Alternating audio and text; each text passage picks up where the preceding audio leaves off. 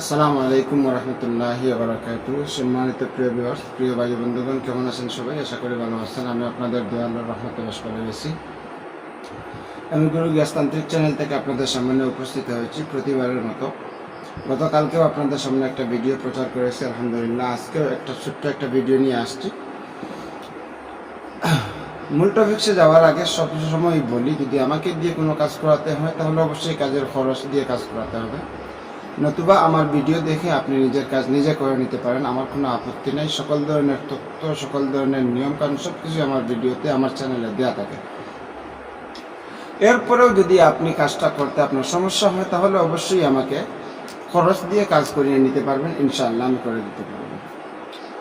তো তার আগে আমি আবার আরেকটা কথা বলবো, যদি আপনি আমার চ্যানেলে নতুন হয়ে থাকেন তাহলে অবশ্যই আমার চ্যানেলটা সাবস্ক্রাইব করবেন, পাশে থাকা বেল বাটনটা অন করে দিবেন। এতে কি হবে, যখন ভিডিও ছাড়বো সবার আগেই নোটিফিকেশনটা আপনার কাছে গিয়ে পৌঁছে যাবে।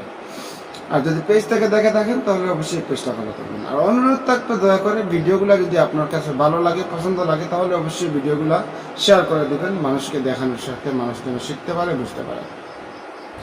তো প্রিয় ভাই বন্ধুগণ, কথা বেশি বাড়াবো না, মূল টপিক্সের উপরে চলে যাচ্ছি। এই যে স্ক্রিনের উপর যে নকশাটা দেখতে পাচ্ছেন, এই নকশাটা হচ্ছে শত্রুকে বান মারার নকশা। শত্রুকে যে দিক দিয়ে বান মারতে চাইবেন সেই দিক দিয়ে শত্রুকে বান মারতে পারবেন, এতে কোনো আপত্তি নেই, এতে কোনো সন্দেহ নেই। এই নকশাটা ছোট্ট দেখতে পারেন, কিন্তু অত্যন্ত কার্যকারী একটা নকশা। অন্যায়ভাবে কারো উপরে প্রয়োগ করবেন না।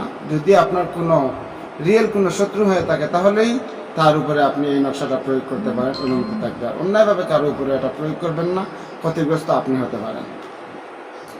তো প্রিয় ভাই বন্ধুগণ, এই নকশাটাকে আপনি কি করবেন, শত্রুর পায়ের নিচের মাটি, কবরস্থানের মাটি, শ্মশানের মাটি এবং কালী মূর্তির মাটি, শত্রুর পায়ের নিচের মাটি, শ্মশানের মাটি, কবরের মাটি এবং কালী মূর্তির মাটি, এই তিন জায়গার মাটি এনে আপনাকে তিনটা মূর্তি বানাতে হবে। এই তিন জায়গার মাটি এক করে মিশ্রিত করে তিনটা মূর্তি বানাতে হবে। তিনটা মূর্তি বানানোর পরে সাপের রক্ত দ্বারা, বিষাক্ত কোনো সাপের রক্ত দ্বারা নকশাটাকে কাগজের উপরে লিখে 3 টুকরা নকশা লিখবেন। 3 টুকরা নকশা লিখে শত্রুর নাম এবং শত্রুর বাবার নাম দিয়ে 4টা মূর্তির পেটের ভিতরে ঢুকে দিবেন। একটা মূর্তি কবরে গাড়বেন, একটা মূর্তি শ্মশানে গাড়বেন, একটা মূর্তি চৌরাস্তায় গাড়বেন, আর একটা মূর্তি শত্রুর পায়খানায় গেড়ে দিবেন। এই 4টা মূর্তি যদি একান্ত না পারেন শত্রুর পায়খানায়, তাহলে 3 জায়গায় 3টা, একটা কবরে, একটা শ্মশানে এবং একটা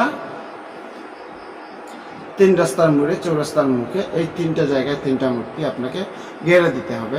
তার ফলে শত্রু আস্তে আস্তে আস্তে আস্তে তার শরীরে জ্বালাপোড়া করা শুরু করে দেবে এবং এক সময় সে মারা যাবে। এটা আবারও বলছি, অন্যায়ভাবে কারোর উপরে প্রয়োগ করবেন না। যদি সত্যিকারের শত্রু হয়ে থাকে তাহলে তার উপরে প্রয়োগ করবেন। আশা করি বুঝতে পারছেন। ভালো থাকবেন, সুস্থ থাকবেন, আমার জন্য দোয়া করবেন।